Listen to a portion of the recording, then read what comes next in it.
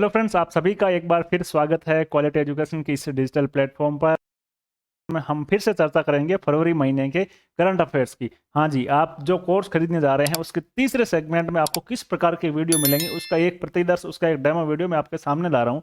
आपके सिलेबस में जो सिलेबस का दूसरा पॉइंट है चर्चित व्यक्ति, स्थान और संस्थाएं, उससे संबंधित ये सेगमेंट पूरा का पूरा रहेगा, जिसमें आपके नेशनल, इंटरनेशनल और राजस्थान स्तर पर चर्चा में रहने वाले सभी प्रमुख व्यक्ति, सभी प्रमुख स्थान, सभी प्रमुख संस्थाएं, युद्ध अभ्यास, पुस्तकें, इसके अलावा जितने भी और चर्चा में रहे सम्मेलन हो और भी अन्य पारिभाषिक शब्दावली रही हो, वो सारी की सारी आपको इस वीडियो में देखने को मिलेगी। और हाँ, प्रतिवर्ष हर महीने में, प्रतिवर्ष जो हमने 2 साल का कोर्स लॉन्च किया 22 और 2023 का, आपको हर महीने में इस प्रकार का एक सेगमेंट मिलेगा और आपके जो करंट अफेयर्स की तैयारी है उसमें बहुत मददगार करेगा। थोड़ी सी जानकारी मैं आपको कोर्स के बारे में दे देता हूँ। मैंने अपने पहले दोनों वीडियो में आपको कोर्स के बारे में बता दिया है। क्वालिटी एजुकेशन के ऐप पे आपको ₹199 में करंट अफेयर्स का पूरे 2 साल का कोर्स मिलेगा, 2022 और 2023 का। इसमें आपको इंटरनेशनल, नेशनल, राजस्थान, स्पोर्ट्स और सब कुछ करंट अफेयर्स का पूरा रिकॉर्डेड वीडियो कोर्स मिलेगा।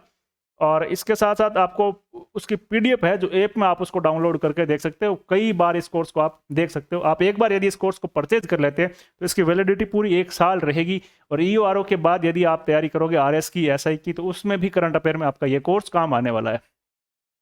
इसके साथ एक और मजे की बात यह है कि इसके साथ आपको टेस्ट सीरीज जो ₹99 की है वो फ्री है, जिसमें 100 से ज़्यादा टेस्ट होंगे आपके, और हर टेस्ट में 30 क्वेश्चन होंगे। तो कुल मिलाकर के करंट अफेयर के 3000 क्वेश्चंस आपको इसमें से मिलने वाले हैं।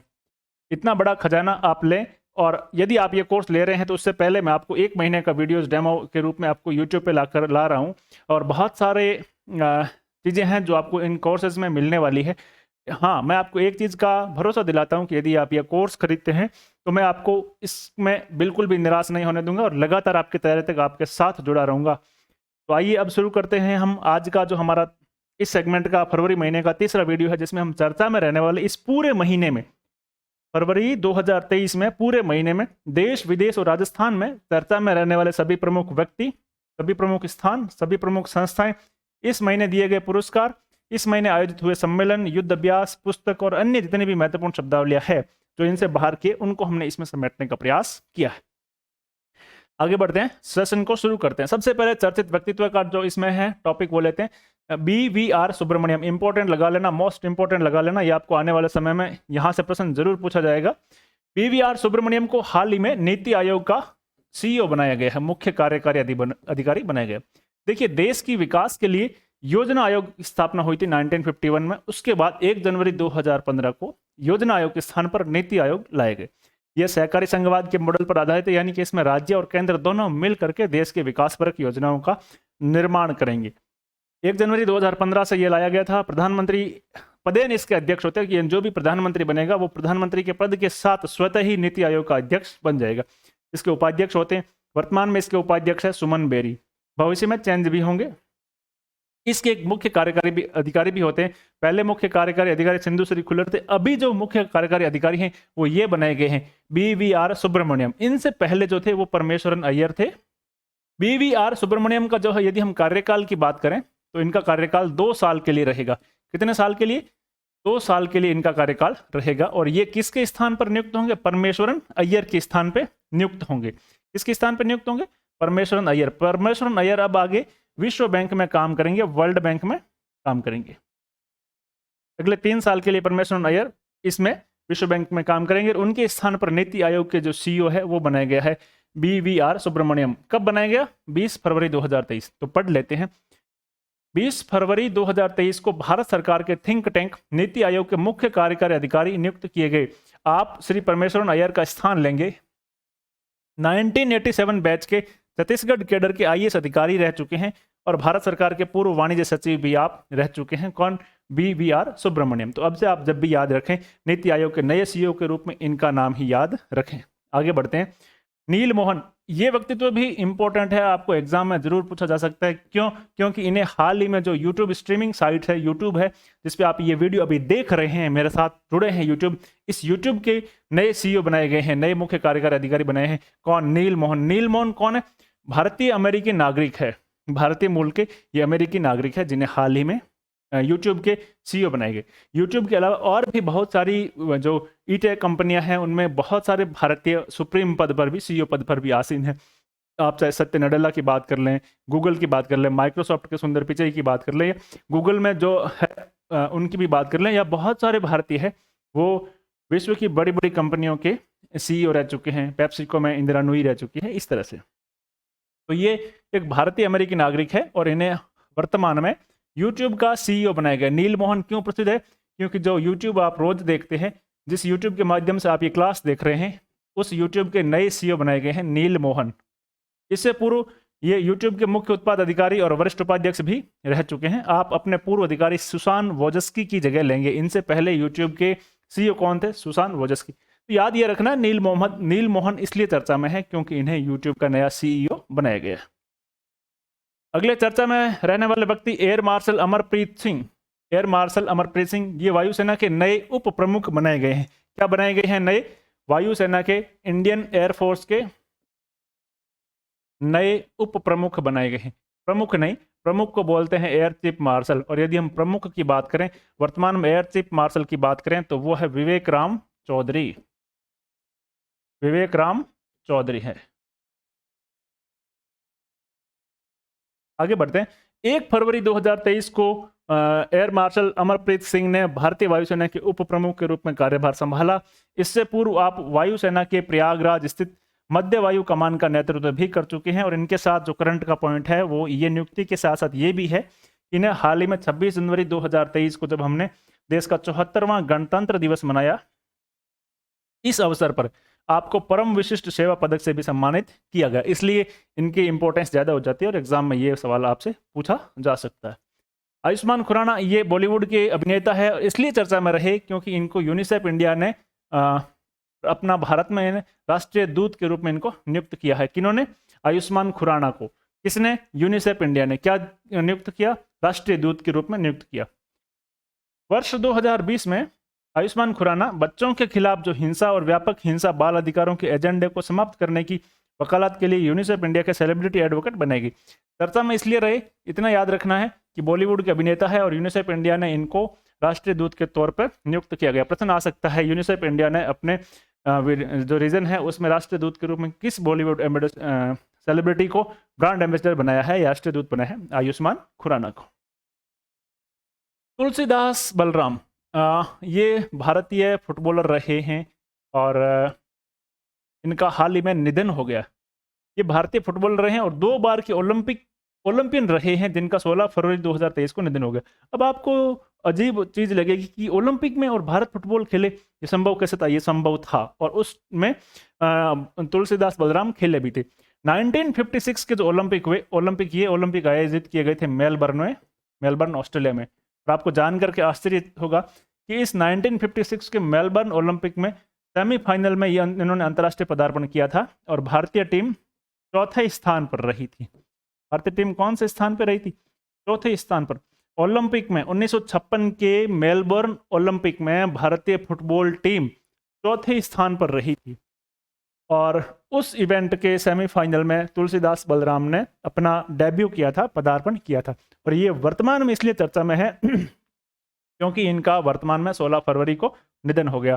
तो तुलसीराम बलराम का संबंध है खेल से, खेल में भी वो फुटबॉल से जुड़े हुए थे। 56 के बाद 1960 में जब रोम ओलंपिक हुए तभी इन्होंने भाग लिया और बंगाल को 1958, 1959 और 62 में संतोष ट्रॉफी दिलाई। ये संतोष ट्रॉफी से संबंधित सवाल भी कई बार एग्जाम में पूछ लिया जाता है कि संतोष ट्रॉफी का संबंध किस खेल से? फुटबॉल से है। अब चर्चित व्यक्ति के बाद चर्चा में रहने वाले स्थान, सप्त कोटेश्वर मंदिर। ये भगवान शिव का मंदिर है।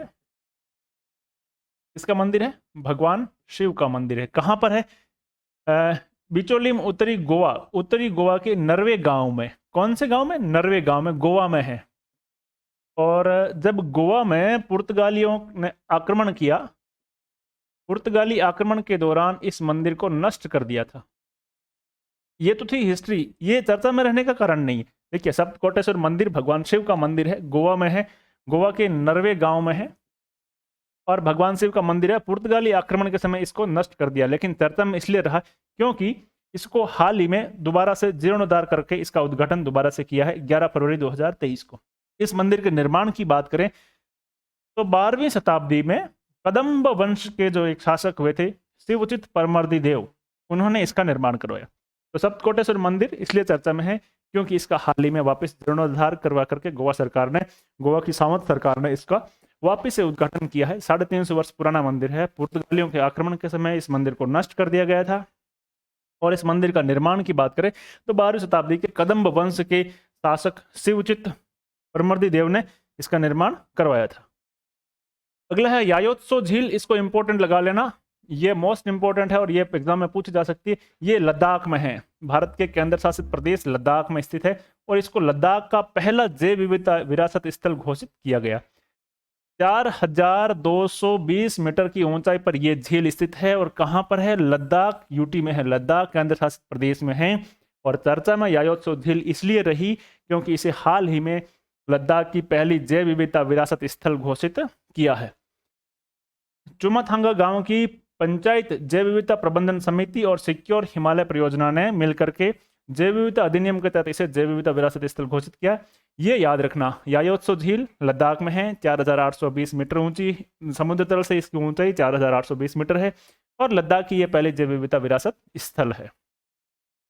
ये भी इंपॉर्टेंट है। देखिए अभी हाल ही में जम्मू भारतीय जो भूवैज्ञानिक सर्वेक्षण है उसके द्वारा जम्मू कश्मीर के रियासी जिले के सलाल हेमाना क्षेत्र में 5.9 मिलियन टन के अधिक से अनुमानित भंडार मिले हैं। किसके? लिथियम के। किसके मिले भंडार? लिथियम के भंडार मिले और ये सबसे बड़ी अच्छी बात है। लिथियम एक रेयर एलिमेंट है जिसका उपयोग मुख्यतः इलेक्ट्रॉनिक उपकरणों के चार्जेबल बैटरियों को बनाने में होता है। देखिए लिथियम एक ऐसी धातु है जिससे इलेक्ट्रिक व्हीकल में जो बैटरियां उपयोग होती है, जो हमारे मोबाइल फोन में बैटरियां उपयोग होती है, चार्जेबल बैटरी उपयोग होती है, उसके निर्माण में यह धातु उपयोग में लिया जाता है। यदि हम विश्व स्तर की बात की जाए तो दक्षिण अमेरिका के जो देश है चिली, अर्जेंटीना, वहां पर लिथियम के भंडार अधिकतर है। चिली, अमेरिका और उसके बाद यदि हम बात करें चिली के साथ अर्जेंटीना, अमेरिका नहीं, अर्जेंटीना, अमेरिका तो उत्तरी अमेरिका में आता है, अर्जेंटीना और फिर एक दक्षिणी गोलार्ध में बसा देश ऑस्ट्रेलिया, ये लिथियम के बड़े भंडार है। और यदि लिथियम के आयात की बात करें तो सर्वाधिक आयात चीन करता है क्योंकि चीन इन चीज़ों का सर्वाधिक निर्माण करता है।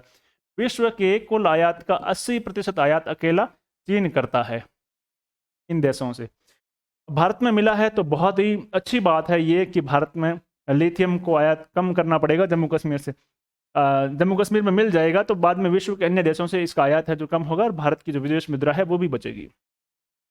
अब चर्चित स्थानों के बाद चर्चा में रहने वाली प्रमुख पुस्तकें जो इस महीने चर्चा में रही, विक्ट्री सिटी, ये इंपॉर्टेंट है, इसको याद रखना। विक्ट्री सिटी ये जो सलमान रश्दी का एक नॉवेल है। सलमान रश्दी ब्रिटिश भारतीय नागरिक, ब्रिटिश भारतीय लेखक है और उपन्यासकार है अंग्रेजी भाषा के। 14वीं शताब्दी की एक महाकाव्य कहानी है जो कि एक ऐसी औरत पर आधारित है जो शहर पर शासन करने को दुनिया को चुनौती देती है। विक्ट्री सिटी, लेखक सलमान रश्दी। अगली operation Ganga, diary of a public servant, इसके लेखक तरुण पिथोड़े है।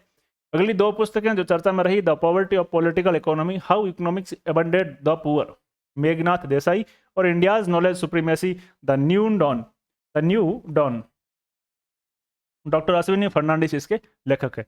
अब इसके बाद चर्चा में रहने वाले इस महीने के पूरे सम्मेलन, आपको इतना सारा कंटेंट सब जगह से इकट्ठा करके यदि एक जगह ला करके परोस दिया जाता है तो आपका नैतिक दायित्व ये बनता है कि आपको ये चीज़ें याद रह जानी चाहिए। एक बार पढ़ने से किसी को भी याद नहीं रहती, इसलिए अपने शॉर्ट नोट्स बनाइए और मल्टीपल टाइम आप रिविजन करें। जितनी बार अधिकतम, चाहे कोई भी सब्जेक्ट हो, मैं करंट की बात नहीं कर रहा हूँ, कोई भी सब्जेक्ट हो, अधिकतम बार रिविजन करोगे तो आपकी मेमोरी में चीज़ें अधिक आएगी और जो चीज़ें आएगी वो स्थायी भी रहेगी। तो जब आपको इन चीज़ों की आवश्यकता होगी परीक्षा हॉल में तो आप इनको पुनः दोबारा से अच्छे से रिकॉल कर सकते हैं। अब चर्चा में रहने वाले सम्मेलन जिनका आयोजन इस महीने हुआ, फरवरी में हुआ, इंपॉर्टेंट लगा लीजिएगा। विश्व हिंदी सम्मेलन 2023 जिसका 12वां संस्करण 15 से 17 फरवरी 2023 को फिजी में किया गया। देखिए यहाँ पर लिखा हुआ नादी फिजी में 12वां विश्व हिंदी सम्मेलन, और ये भारत के विदेश मंत्री एस जयशंकर खड़े हैं। यहाँ भारत की ओर से कौन गए? एक पूरा दल गया और भारत के विदेश मंत्री गए थे एस जयशंकर। भारत के विदेश मंत्रालय के सहयोग से ही इसका आयोजन किया जाता है। और इस बार जो 12वां विश्व हिंदी सम्मेलन था उसकी थीम थी हिंदी पारंपरिक ज्ञान से कृत्रिम मेधा तक। पिछले यदि 11वें हम की बात करें कि 11वां कहाँ हुआ तो पोर्ट लुइस मॉरिशस में हुआ, और पहला इस प्रकार का विश्व हिंदी सम्मेलन 1975 में नागपुर, भारत में हुआ था। 30वीं राष्ट्रीय बाल विज्ञान कांग्रेस, इसका प्रश्न ये पूछा जा सकता है कि इसका आयोजन कहाँ किया गया। तो इसका आयोजन council of science city Ahmedabad, Gujarat में किया गया 27 से 31 जनवरी 2023 को। देखिए, नेशनल चिल्ड्रन साइंस कांग्रेस जो 13 है, 27 टू 31 जनवरी 2023 इसमें है। Understanding ecosystem for health and wellbeing, ये इसकी जो है थीम है, understanding ecosystem for health and wellbeing, स्वास्थ्य और भलाई के लिए पारिस्थितिकी तंत्र को समझना। किसकी थीम है ये? 30वीं राष्ट्रीय बाल विज्ञान कांग्रेस, जिसका आयोजन 27 से 31 जनवरी, डेट याद नहीं रहे कोई इशू नहीं है, लेकिन आपको स्थान याद रहना बहुत जरूरी है। तो Gujarat council of science city Ahmedabad में इसका आयोजन किया गया। अगला है the economic times global business summit 2023, जिसका 7वां एडिशन 17 से 18 फरवरी 2023 को नई दिल्ली में हुआ और लचीलापन, प्रभाव और प्रभुत्व इसका विषय था। सम्मेलन में 40 सत्रों में 200 से अधिक व्यापारिक नेताओं ने विचार व्यक्त किए थे और प्रमुख आर्थिक चुनौतियों का समाधान प्रदान करने की मांग करने वाले विचारशील नेताओं, नीति निर्माताओं और अन्य प्रमुख लोगों ने इसमें अपने विचार व्यक्त किए। याद रखना, the economic times global business summit 2023 के 7वां संस्करण नई दिल्ली में आयोजित किया गया। अब चर्चा में रहने वाले प्रमुख सम्मेलन के बाद हम बात करते हैं युद्ध अभ्यास या ऑपरेशंस की। तो इस महीने जो आयोजित हुए उसमें सबसे पहला है ऑपरेशन सद्भावना। ये इंपॉर्टेंट है और ये लद्दाख में भारतीय सेना द्वारा चलाया जाने वाला ऑपरेशन है। ये कोई सैन्य ऑपरेशन नहीं है, ये सिविल ऑपरेशन है। जो लद्दाख के चलाती कौन है इसको? भारतीय सेना चलाती है। ऑपरेशन का नाम क्या है? ऑपरेशन सद्भावना। इस पोस्टर में देख सकते हैं आप कि अवाम की फौज अवाम के साथ, यानी कि लद्दाख के जो दूरस्थ क्षेत्र है वहां रहने वाले बच्चों के लिए भारतीय सेना कई कल्याणकारी गतिविधियां संचालित करती है। मोस्ट इंपॉर्टेंट लगा लेना, जो इंडियन आर्मी है वो देश की रक्षा तो करती ही है, जो फौजी बॉर्डर पे खड़े हैं वो रात को जाग करके ड्यूटी कर रहे हैं। इसलिए आप और हम जैसे लोग इस देश के भीतर आराम से चैन से नींद ले सकते हैं, सुकून की नींद ले सकते हैं। उसके साथ साथ ये जो लद्दाख का दूरस्थ एरिया है वहाँ बच्चों के लिए कल्याणकारी काम करने का काम भी भारतीय सेना करती है। हम सब के लिए ये डबल सैल्यूट वाली बात है। और ऑपरेशन सद्भावना के तहत भारतीय सेना लद्दाख क्षेत्र में 7 आर्मी गुडविल स्कूल भी संचालित कर रही है। बड़ी गजब की बात है ये ऑपरेशन सद्भावना कोई भी सैन्य ऑपरेशन नहीं है, बल्कि जो लद्दाख के दूरस्थ बच्चे हैं उनके कल्याणकारी के लिए भारतीय सेना द्वारा संचालित एक ऑपरेशन है, जिसमें लद्दाख क्षेत्र में 7 आर्मी गुडविल स्कूल का संचालन भी इंडियन आर्मी करती है।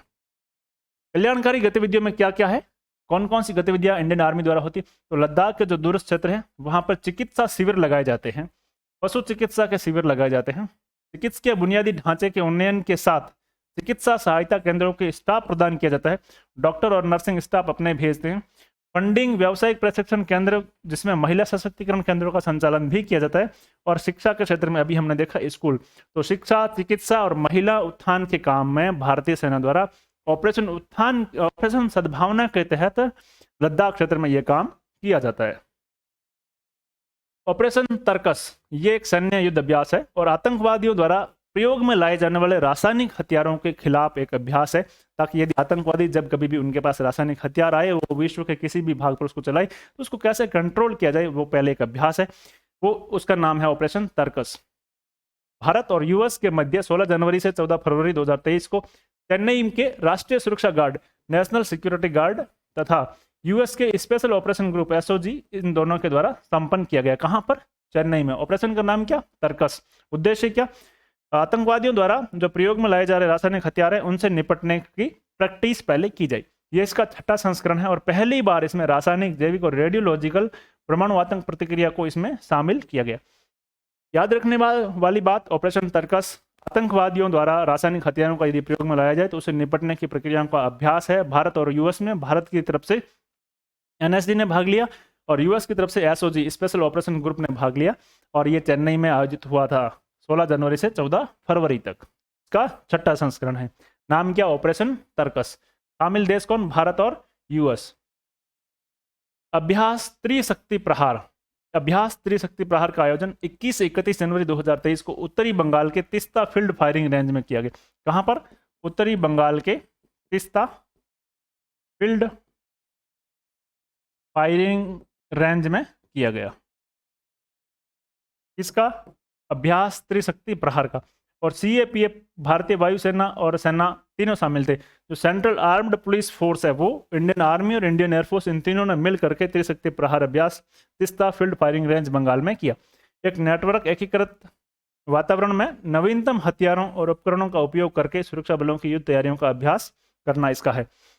Indian army organized integrated exercise Trishakti Prahar in northern Bengal in Teesta field firing range. Operation Dost, ये मोस्ट इंपॉर्टेंट है और ये आपको आने वाले एग्जाम में पूछा जा सकता है। कुछ दिन पहले आपको पता है कि तुर्की और सीरिया के बॉर्डर पर 7.8 रिएक्टर की तीव्रता के भूकंप आए और लगभग 41,000 से अधिक लोग उसमें मारे गए। भारत ने सबसे पहले बचाव और राहत कार्यों के तहत उसमें शुरू किया और उसका नाम रखा ऑपरेशन दोस्त। तुर्की में रखा और फरवरी 2023 में चला गया। जब ये दल वापस भारत लौटा, ये इस प्रकार की कुछ तस्वीरें आप जो देख रहे हैं स्क्रीन पर, इस प्रकार की कुछ तस्वीरें हमें सोशल मीडिया के माध्यम से मिली और तुर्की की आम जनता द्वारा भारत का जो बचाव और राहत दल है उसको बहुत सारा स्नेह और बहुत सारा प्रेम भी मिला। भारत के जो दल है उसने बढ़ चढ़ करके काम किया और जब ये दल भारत लौटा तो हमारे देश के प्रधानमंत्री ने भी उस दल के साथ मीटिंग की और उनके अनुभव है जो सबके साथ साझा किए थे। उसका नाम है ऑपरेशन दोस्त। कहाँ चला गया? तुर्की और सीरिया में भूकंप के दौरान। 10 तारीख 2023, ये भी इंपॉर्टेंट है। ये भारत और उज्बेकिस्तान की सेना के मध्य चौथा संस्करण 20 फरवरी से 5 मार्च 2023 से उत्तराखंड के पिथौरागढ़ में आयोजित हुआ। 10 तारीख किस किस के? एक तो भारत की सैन्य टुकड़ी है और इसके साथ साथ एक उज्बेकिस्तान की सैन्य टुकड़ी, इन दोनों ने पिथौरागढ़ उत्तराखंड में अपना चौथा एडिशन, चौथा संस्करण 10 तारीख युद्ध अभ्यास का संपन्न किया। भारतीय सेना की ओर से पश्चिमी कमान की 14वीं बटालियन द गढ़वाल राइफल्स और उज्बेकिस्तान की ओर से उज्बेकिस्तान सेना के उत्तरी पश्चिमी सैन्य जिले के सैनिक इसमें शामिल हुए थे। तो याद रखना 10 तारीख जो युद्ध अभ्यास है वो भारत और उज्बेकिस्तान की सेनाओं के बीच में होता है। भारत और कजाकिस्तान की सेनाओं के बीच काजिंद युद्ध अभ्यास होता है, ये भी ध्यान रखना। अब हम बात कर लेते हैं पुरस्कार, जो इस महीने दिए गए पुरस्कार। फरवरी में जिन पुरस्कारों की घोषणा हुई, किस किस प्रकार के पुरस्कार थे, कौन कौन विजेता थे, कहां कहां उनका आयोजन हुआ, वे भी इस वीडियो में हम डिस्कस कर लेते हैं। Dada Saheb Phalke international film festival awards 2023, एक पुरस्कार है दादा साहब फाल्के पुरस्कार, वो फिल्म जगत में सर्वोच्च पुरस्कार है, वो ये नहीं है, ये दूसरा है, ये अलग तरह का पुरस्कार है, हम इसकी बात कर रहे हैं। इसका आयोजन 20 फरवरी 2023 को किया गया। Film of the year award, देखिए ये फिल्म जगत में कई सारे पुरस्कार दिए जाते हैं। बाफ्टा पुरस्कार दिया जाता है, सिने जगत में अलग दिया जाता है, सोनी के अलग दिए जाते हैं, है ना, स्टार्स के अलग दिए जाते हैं, दादा साहब फाल्के पुरस्कार अलग दिया जाता है। और इन सबसे भी बड़ा एक पुरस्कार जो दादा साहब फाल्के पुरस्कार है वो किसी एक व्यक्ति को जीवन भर की उपलब्धियों के लिए दिया जाता है, वो अलग है, ये सारे अलग है। मैं फिर से दोनों को अलग अलग मान करके आपको पढ़ा रहा हूँ। Film of the year RRR ये मूवी है और इस मूवी के नाटू नाटू सॉन्ग को अभी ऑस्कर अवार्ड भी मिला, उससे पहले गोल्डन ग्लोब अवार्ड भी मिला था। सर्वश्रेष्ठ film the Kashmir files, Anupam Kher अभिनीत। सर्वश्रेष्ठ निर्देशक R बाल्की चुप के लिए। सर्वश्रेष्ठ अभिनेता रणबीर कपूर ब्रह्मास्त्र पार्ट 1 के लिए। सर्वश्रेष्ठ अभिनेत्री आलिया भट्ट गंगूबाई काठियावाड़ी के लिए। सर्वश्रेष्ठ पार्श्व गायक पुरुष वर्ग में सचेत टंडन और महिला वर्ग में नीति मोहन को इन दो गानों के लिए। और television series of the year Anupama के लिए। सारा याद नहीं हो लेकिन कुछ चीज़ें तो आपको लगता है इंपॉर्टेंट है, एग्जाम हॉल में पक्का आपसे मिल सकती है, ऐसी चीज़ें आप जरूर याद करें। टेलीविजन सीरीज में सर्वश्रेष्ठ अभिनेता जैन इमाम जो इश्क में सीरीज चल रही है उसके लिए, और सर्वश्रेष्ठ अभिनेत्री तेजस्वी प्रकाश नागिन में। अगले है ग्रैमी अवार्ड। देखिए ग्रैमी अवार्ड का संबंध है संगीत से, म्यूजिक से, और ऑस्कर का संबंध है फिल्म सिनेमा जगत से। ये जो ग्रैमी अवार्ड है ये 65वां संस्करण इस बार था और 5 फरवरी 2023 को आयोजित हुआ। एल्बम ऑफ द ईयर के लिए हैरीज हाउस, इनको हैरी स्टाइल्स के लिए। Record of the year about damn time Lizzo के लिए। Song of the year just like that Bonnie Raitt के लिए। और best new artist Samara Joy को यह पुरस्कार मिला है। भारतीय संगीतकार रिकी केज ने अपने एल्बम, इनका एल्बम का नाम है डिवाइन टाइड्स। भारत के म्यूजिशियन है रिकी केज और इनका जो एल्बम है वो है डिवाइन टाइड्स। इसके लिए इनको संयुक्त रूप से best immersive audio album category में ग्रैमी अवार्ड मिला है, जॉइंट रूप में। जॉइंट में इनके साथ कौन थे? रॉक लीजेंड स्टीवर्ट कॉपलैंड के साथ। इसको मिला भारत के रिकी केज को मिला, जो म्यूजिशियन है, उनके एल्बम डिवाइन टाइड्स को संयुक्त रूप से बेस्ट इमर्सिव ऑडियो एल्बम श्रेणी में ग्रैमी अवार्ड मिला। यह है उनके कैरियर का तीसरा ग्रैमी अवार्ड है। इससे पूर्व उन्होंने वर्ष 2022 और 2015 में डिवाइन टाइडस और विंड्स ऑफ समसारा के बेस्ट न्यू एज एल्बम श्रेणी में ग्रैमी पुरस्कार भी जीते हैं। तो रिकी केज का ये इस बार जो इनको ग्रैमी अवार्ड मिला वो तीसरा इनका ग्रैमी अवार्ड है। इसके साथ साथ यदि हम बात करें अमेरिकी पॉप सिंगर बियोंसे, ये हाईएस्ट ग्रैमी अवार्ड 32वां ग्रैमी अवार्ड इनको मिला है। हाईएस्ट ग्रैमी अवार्ड जीतने वाले, सर्वाधिक ग्रैमी अवार्ड जीतने वाले ये सिंगर बन गए हैं। अमेरिकी पॉप सिंगर है बियोंसे। अब इनको मिला जो 32वां है वो ब्रेक माई सोल के लिए best dance electronic recording category में, और प्लास्टिक ऑफ द सोफा के लिए best traditional R&B performance category में ग्रैमी अवार्ड इनको मिला है। तो ये ग्रैमी अवार्ड से संबंधित बात है, इसको आप विशेष तौर से याद रख करके जाइएगा। इस पूरे 4K पैनल की PDF में आपको, जैसे जो कोर्स लेंगे उनके तो हर वीडियो के साथ उनके PDF उनकी अटैचमेंट होगी, लेकिन जो लोग केवल YouTube पे देख रहे हैं उनके लिए मैं हमारे Telegram channel quality education RS पर डलवा दूंगा, और जिन लोगों के लिए जो अभी मुझे कोर्स में लाइव रूप में देख रहे हैं उनको तो आपको आपके ऐप के सामने मिल जाएगी। संसद रत्न अवार्ड 2023 इस बार कुल 13 सांसदों को दिया गया था, जिसमें 8 लोकसभा से है और 5 राज्यसभा से। इसके अलावा 2 संसदीय समितियों को भी ये अवार्ड दिया गया। 13वां संस्करण है, 21 फरवरी 2023 को दिया गया। इसके लिए जो चयन समिति बनी उसमें अध्यक्षता केंद्रीय मंत्री अर्जुन सिंह और चुनाव आयुक्त S कृष्णमूर्ति की अध्यक्षता में ये ज्यूरी बैठी और इस ज्यूरी ने इन सांसदों को ये अवार्ड दिया। कुल 13 सांसदों को सांसद रत्न अवार्ड 2023 से सम्मानित किया गया। 13 में से 8 लोकसभा से है और 5 राज्यसभा से है, और 2 संसदीय समितियों को भी दिया। देखिए कौन कौन से लोकसभा से है। तो विद्युत बरन महतो भाजपा झारखंड, डॉक्टर सुकांत मजुमदार भाजपा पश्चिम बंगाल, कुलदीप राय शर्मा कांग्रेस अंडमान निकोबार द्वीप समूह से, और डॉक्टर हिना विजय कुमार गावित भाजपा महाराष्ट्र, अधीर रंजन चौधरी भारतीय राष्ट्रीय कांग्रेस पश्चिम बंगाल, गोपाल चिन्नैया सेठी भाजपा महाराष्ट्र, सुधीर गुप्ता भाजपा मध्य प्रदेश, और डॉक्टर अमोल राम सिंह कोल्हे रांकापा महाराष्ट्र से।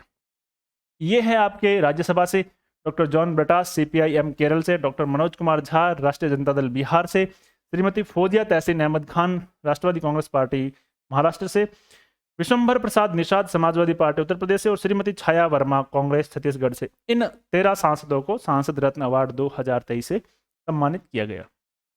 जिन 2 समितियों की बात करें जिनको ये सांसद रत्न अवार्ड के साथ सम्मानित किया गया, वित्त पर लोकसभा की संसदीय समिति जिसके अध्यक्ष जयंत सिंह है, और पर्यटन परिवहन और संस्कृति पर राज्यसभा की समिति जिसके अध्यक्ष विजय साई रेड्डी है। इन 2 समितियों को भी ये अवार्ड दिया गया। इसके साथ साथ doctor APJ Abdul Kalam life time achievement का पुरस्कार इस बार TK रंगराजन को, जो कि पूर्व राज्यसभा सदस्य और CPI-M के नेता है, उनको ये पुरस्कार दिया गया। तो मित्रों ये थे आपके पुरस्कार। इसके साथ पुरस्कारों की श्रेणी में एक और है, यूनेस्को शांति पुरस्कार 2022। ये इंपॉर्टेंट है, और ये पुरस्कार दिया गया इस बार एंजेला मर्केल को। जर्मनी की पूर्व चांसलर रह चुकी है, और जो शरणार्थियों की यूरोप में समस्या आई तो जर्मनी के दरवाजे इन्होंने शरणार्थियों के लिए खोल दिए। उनके इस प्रयास के लिए एंजेला मर्केल को यूनेस्को शांति पुरस्कार 2022 दिया गया। इस पुरस्कार का, इस प्राइज का आधिकारिक जो नाम है वो आइवरी कोस्ट के पूर्व राष्ट्रपति फेलिक्स होफोरेट बोगोन के नाम पर यह पुरस्कार दिया जाता है।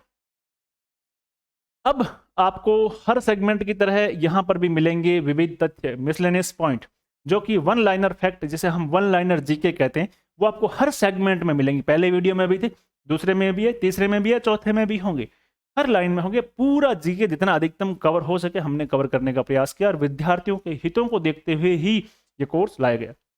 हाल ही में लंदन में इंडिया यूके अचीवर्स ऑनर्स द्वारा पूर्व प्रधानमंत्री डॉक्टर मनमोहन सिंह को लाइफ टाइम अचीवमेंट अवार्ड से सम्मानित किया गया है। प्रतिष्ठित राजा राम मोहन राय राष्ट्रीय पुरस्कार 2020 के लिए वरिष्ठ पत्रकार ABK प्रसाद को उनके पत्रकारिता के उत्कृष्ट योगदान के लिए दिया गया है। Bollywood critics association film award समारोह में SS राजामौली द्वारा निर्देशित फिल्म RRR को बेस्ट इंटरनेशनल फिल्म पुरस्कार सहित 4 अवार्ड्स मिले। ये जो फिल्म है RRR, ये बहुत सारे अवार्ड्स लेकर के आई है। वर्ष 2023 के लिए 76वें बाफ्टा पुरस्कारों में German film all quite on the western front को सर्वाधिक पुरस्कार मिले हैं। भारतीय शिक्षाविद और सामाजिक कार्यकर्ता डॉक्टर महेंद्र कुमार मिश्रा, किसको? डॉक्टर महेंद्र कुमार मिश्रा को अंतर्राष्ट्रीय मातृभाषा पुरस्कार 2023 से सम्मानित किया गया। देखिए ये ज्यादा फैक्ट है और ये आपको कई बार पढ़ लेने हैं, अपने आप से दिमाग के साथ एक सीडी बना लेनी है, अधिकतम चीजें आपको याद रह जाएगी। पूरी चीजें याद नहीं रहे इसको लेकर के तनाव नहीं करना, पूरी चीजें किसी को भी याद नहीं रहती, क्योंकि आपका एग्जाम ऑप्शनल है, उत्तर आपको वहां मिल जाएगा, आपको केवल छांटना है कि सही उत्तर क्या है। और उसके लिए सबसे सटीक विधि यह है कि आप इसको मल्टीपल टाइम है जो रिवाइज कर ले। दादा साहब फाल्के पुरस्कार से सम्मानित प्रसिद्ध फिल्म निर्माता कसीना धोनी विश्वनाथन का 2 फरवरी 2023 को 92 ईयर्स 92 वर्ष की आयु में हैदराबाद में निधन हो गया है। निकोस क्रिस्टोडोलाइड्स साइप्रस के नए राष्ट्रपति निर्वाचित हुए हैं और ब्रिटेन के प्रतिष्ठित शिक्षण अस्पताल Oxford university hospital NHS foundation trust का मुख्य कार्यकारी अधिकारी भारतीय मूल की प्रमुख चिकित्सक प्रोफेसर मेघना पंडित को नियुक्त किया गया। संयुक्त राष्ट्र के सामाजिक विकास आयोग के 62वें सत्र का जो अध्यक्ष है वो रुचिरा कंबोज, जो कि संयुक्त राष्ट्र में भारत की स्थायी प्रतिनिधि है, उनको बनाया गया है। और प्रधानमंत्री की आर्थिक सलाहकार परिषद के सदस्य के रूप में समीका रवि, जो कि अर्थशास्त्री है, उनको नियुक्त किया गया है। अब फिर से आपके लिए हर सेगमेंट के लास्ट में 5 प्रश्न लेकर के आता हूं, ताकि उन प्रश्नों की बहुत सारी उपयोगिता है। उनमें से 2 बड़ी उपयोगिता ये है कि आपने एक तो कितना सेशन अटेंड, कितने ध्यान से किया, आपकी एक छोटी सी क्विक जो टेस्ट है वो यही हो जाता है। दूसरा, इन प्रश्नों की एग्जाम में आने की पूरी संभावना रहती है। देखिए पहला प्रश्न, हाल ही में किसे यूट्यूब का नया CEO नियुक्त किया गया है? तो यूट्यूब का नया CEO नील मोहन को नियुक्त किया गया है, ये इसका राइट आंसर है। हाल ही में किसने परमेश्वरन अय्यर के स्थान पर नीति आयोग के CEO का पदभार संभाला है? तो BVR सुब्रमण्यम ने यह स्थान लिया है। सुमन बेरी वर्तमान में CEO नहीं है, वर्तमान में इसकी नीति आयोग की उपाध्यक्ष है। उपाध्यक्ष नीति आयोग, सुमन बेरी आदमी है, ठीक है ना, नीति आयोग के उपाध्यक्ष है। हाल ही में चर्चा में रही यायात्सो झील कहाँ स्थित है? तो यायात्सो झील लद्दाख में स्थित है और ये लद्दाख की पहली जैव विविध लद्दाख का पहला जैव विविधता विरासत स्थल घोषित किया गया है। किसको? यायात्सो झील को।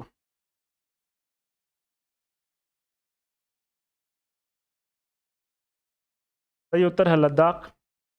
अगला प्रश्न, भारतीय सेना द्वारा ऑपरेशन सद्भावना भारत के किस केंद्र शासित प्रदेश में संचालित हो रहा है? वो भी लद्दाख में हो रहा है। लद्दाख के जो दूरस्थ इलाके में बच्चे हैं उनकी शिक्षा, उनकी चिकित्सा, मेडिकल कैंप लगाने, अपने मेडिकल ऑफिसर्स और नर्सिंग ऑफिसर्स भेजने और महिलाओं को प्रशिक्षण करने, इस प्रकार के जो कार्य है वो भारतीय सेना द्वारा ऑपरेशन सद्भावना के तहत लद्दाख क्षेत्र में चलाए जा रहे हैं। अगला, हाल ही में लंदन स्थित इंडिया यूके अचीवर्स ऑनर्स द्वारा किस भारतीय विभूति को लाइफ टाइम अचीवमेंट अवार्ड से सम्मानित किया गया? तो हमारे पूर्व प्रधानमंत्री डॉक्टर मनमोहन सिंह को इसके लिए सम्मानित किया गया। तो मित्रों, ये था आपका इस महीने के करंट अफेयर्स का तीसरा वीडियो, जिसमें हमने चर्चा की चर्चित व्यक्ति, स्थान, संस्था, सम्मेलन, अभ्यास, पुस्तकें और भी बहुत सारी महत्वपूर्ण शब्दावली।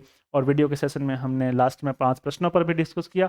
उम्मीद करता हूं कि आपको यह वीडियो बहुत पसंद आएगा, आपकी तैयारी में बहुत मदद करेगा। अब मैं चूंकि आपको एक बात फिर से कहना चाहता हूं कि हमारा आज का ये इस सेशन का तीसरा डेमो वीडियो आपके सामने है और अभी तक आप लोगों ने अपने विवेक के अनुसार इस कोर्स की, कंटेंट की और इसकी वैल्यू की जानकारी आपने ले ली है। आपका अपना निर्णय है कोर्स लेना, इसके लिए किसी को कोई दबाव नहीं है। हम जो चीज़ ला रहे हैं वो बेहतर है। हमारी ओर से पूरा एफर्ट्स विद्यार्थियों के हित में किया जाएगा। बहुत सी नॉमिनल फीस में आपको यदि 200 रुपये, 199 रुपये में आपको 2 साल का करंट अफेयर्स, जिसमें 96 वीडियो, 96 वीडियोज, 96 वीडियो जिसमें मिलेंगे आपको, हर साल के 48 वीडियो, हर महीने के 4 वीडियो, जिसमें पूरा करंट अफेयर्स आपको कवर करवाया जाएगा। इसके साथ साथ 100 से ज़्यादा टेस्ट सीरीज टेस्ट आपको मिलते हैं, जिसमें 3000 से ज़्यादा प्रश्न आपको कवर करते हैं। और एक बार कोर्स खरीदने के बाद 1 महीने तक जिस कोर्स की वैलिडिटी रहती है, तो मुझे लगता है ऐसे कोर्स से कोई भी विद्यार्थी नहीं चुकेगा। और एक मेरी बहुत ही विशेष अपील आप विद्यार्थियों से है कि राजस्थान के हर विद्यार्थी के पास ये एक रियायती कोर्स होना चाहिए। उनकी तैयारी में मदद करने वाला है। ये बहुत ही बेहतर कंटेंट के साथ मैं लेकर के आ रहा हूँ। कोई भी एग्जाम दो, आपको प्रश्न वहाँ मिलेंगे ही मिलेंगे। तो आपकी परीक्षाओं की, आपकी जो एग्जाम्स है आने वाले, उनकी मंगल कामनाओं के साथ, थैंक यू।